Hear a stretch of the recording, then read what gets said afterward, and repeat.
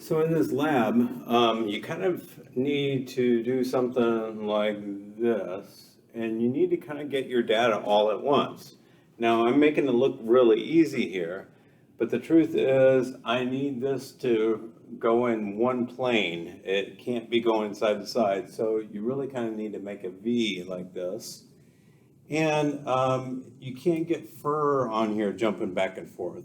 We have to get the video really quickly because water molecules are taking the charge out. And so really, you have to act quickly. So if you choose not to do the lab and you'd rather use the videos that I emailed to you, that would be fine. There's lots of problems with it. This video would not work because you have to be able to see where it's attached in the video, because we need to know what that angle is and everything. So where the attachment is, I have to be able to see actually in the video. And you need to be able to see a meter stick near this too. And the meter stick is going to be affecting it a little bit. So if you end up getting bad data, then you're going to still have to use the video I sent to you to analyze. So your choice. You can do the lab. You're going to get it set up, get all your data in the lab period. You can do that if you'd like. But if you'd rather just analyze the video I sent to you as well, you can. All right, so the way you're going to analyze this video is you're going to charge both of these up. I don't have fur to share, and actually this is not very good fur because the fur gets stuck on it. You probably will have to use your hair. So get them all charged up. Okay. And again, you want to make sure that the meter stick is in the video and you can see where it's rotating about the attachment point, and make sure the air currents have stopped. So it stopped moving around here.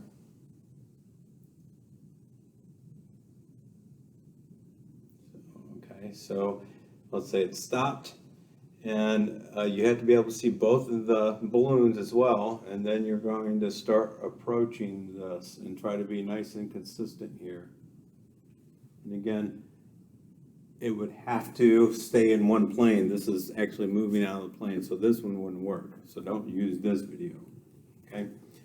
So now we're going to talk about, after you get the video, what it is you're looking at. So in Logger Pro, you're going to import the video, and you're going to do video analysis, and you're going to have to do it two different objects. So one's going to be for this one, and then you're going to insert another object for this. Once you know the two objects, you'll know the coordinates X and Y. Oh, by the way, you'll put the coordinate system up there where it's rotating. And so if you know the x1 and y1 for this one, the x2, y2 of this one, you can do the distance formula to figure out the distance between them, because we're trying to figure out what the relationship is between the force and the distance. Okay, so this was the setup. After, I'm assuming you have your video now, or you're going to use the video I had. So if you're thinking about this, we could draw a force diagram for this object. So why don't you pause the video and draw a force diagram for it. Okay, so your force diagram should look kind of like this. So here's the tension force. And this here would be the electrostatic force. And this right here would be the gravitational force.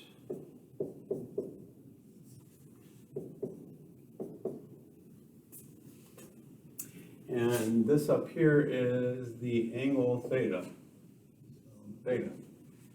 So then we could say that the Tx would have to be equal to the electrostatic force. And we could say that the Ty would have to be equal to the gravitational force. Realize that the tangent of the angle theta would be equal to the electrostatic force, Fe, over the gravitational force. So that means the tangent of the angle is related to the electrostatic force. So when you're going to be plotting the electrostatic force versus the distance, where the distance is the distance between the balloons, realize that you're actually not going to be plotting the electrostatic force, you're actually going to be plotting the tangent of the angle theta, okay?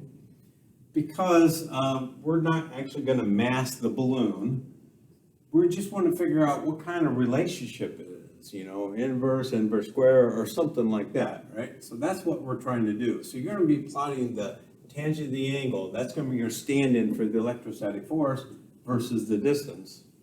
So again, in the program, you'll be calling in Logger Pro when you upload the video, you'll be calling this object 1, object 2. You'll know the X and Y for each of them. And so then you can do the distance formula to figure out the distance between them. So you'll be able to find all the distance. You're going to have to do some computations.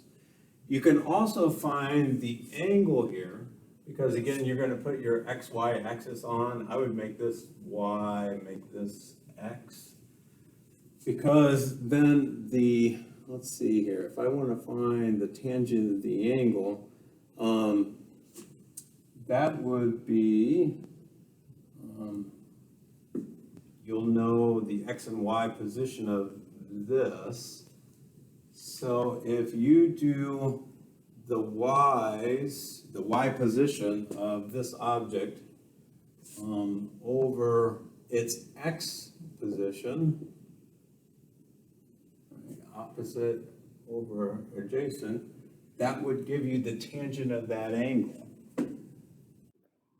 Okay, so after you have your video and you got a meter stick in there so you know what the distances are and you can see where it's rotating about, where the string's attached, then you're open up Logger Pro and you're going to insert a video. Let's see, I think that's it, movie. And I need to find it wherever I put mine at. And so let's say this is a video that you have, or maybe you have your own video or whatever, opens up. Okay, and so you're going to analyze the video in here. So I'm going to go ahead and open this up and kind of hit play. Now it's kind of hard to see this rod right here, but this is what's going to be, it's charged up and it's affecting this pith ball, which is kind of acting like the balloon. So I hit play here and I'm going from frame whatever to, it looks like the maximum is, let's see,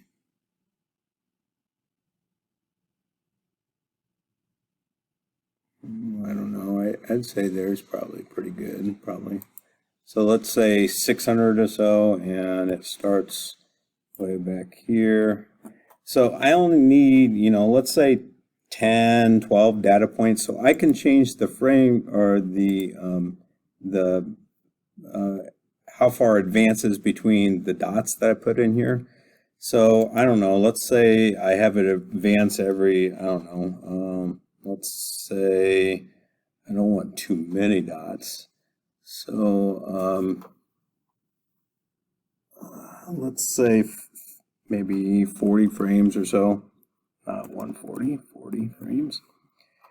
And I can go ahead and put it in my measuring device here. Like I can see here, from here to here, this would be about 10 centimeters. So that's 0.1 meters, 0.1. And I need to put my axis in here. There's the axis. It's pivoting right about here. And I'm going to rotate so my X is down like that. Hopefully that looks straight down. It's pretty close anyway. And then I'm going to go ahead and start adding dots. So my dot is going to be on the pith ball. So every time I click it, oh boy, I didn't put enough frames in. Okay, I'm going to be putting in quite a few of these dots.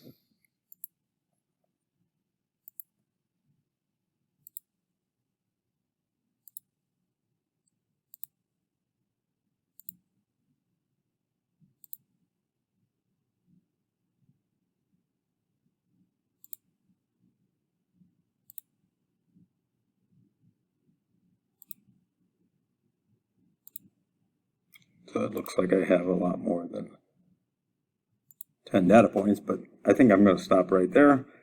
Click the white tool so you don't accidentally click somewhere else. I need to put in another object in here, so I'm going to rewind this. Okay, and now I'm going to add another object in here. I think, let's see, I think maybe I click this again. So now this is going to be kind of where this is at. Oops, no, that's not working. Okay, so what is it? Let's see. Maybe it's set an active point. Oh, add point series, that's what it is. All right, so let me go ahead and add another point here. Is it going to let me do it? All right, here we go. There.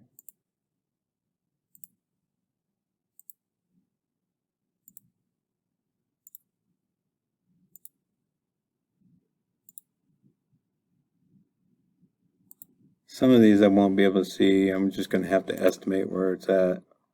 Probably right there on my knuckle, maybe. It still looks like I'm having some blue dots here, so I'm going to go a little bit further. I think I went to 640 frame.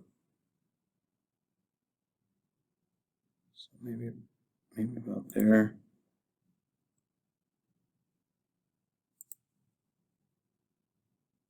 I got another one.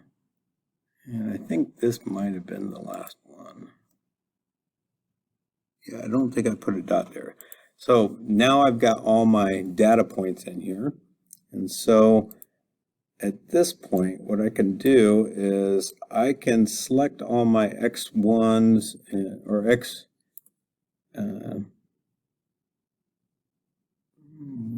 Oh, I have to scroll over more.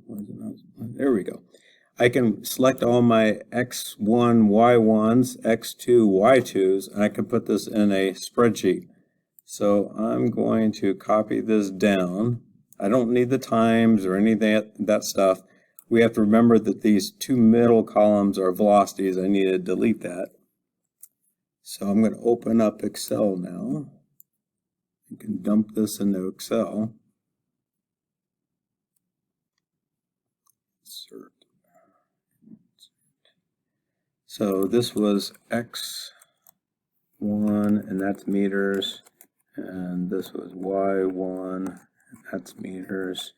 Those were the velocities, and this is X2, and that's meters, and this is Y2, and that's meters.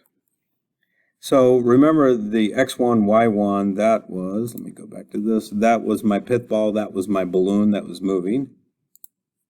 So that's going to be helpful to figure out the angle, the tangent of the angle. Oops, try that again, delete. So I can use Y1 over X1 to give me the tangent of the angle. So I can figure that out really quickly. That's going to be the force, right? So let me insert another column here. So really the force, the electrostatic force, which is really tangent of the angle, that's going to be Y over X. And so it's just simply going to be this divided by this. And I can figure out what all those forces are. To figure out my distance, I have to use the distance formula. And if I remember right, that's the square root of the difference in the x's plus squared, plus the difference in the y's, that quantity squared, and then the square root of that. So the distances, which will be in meters, equals the differences in the x's squared plus the difference in the y's squared, and then I have to take the square root of this, I believe. Where's my typo at? Oh, I don't have a caret there. All right. No, not times. Caret. There we go. And so now I can plot my, oops, I can plot my, when you're pasting this in, you want to paste special. My forces as a function of the distances, same thing here, special, paste special. And so I can plot this and figure out what that relationship is, and I can linearize it if I have to.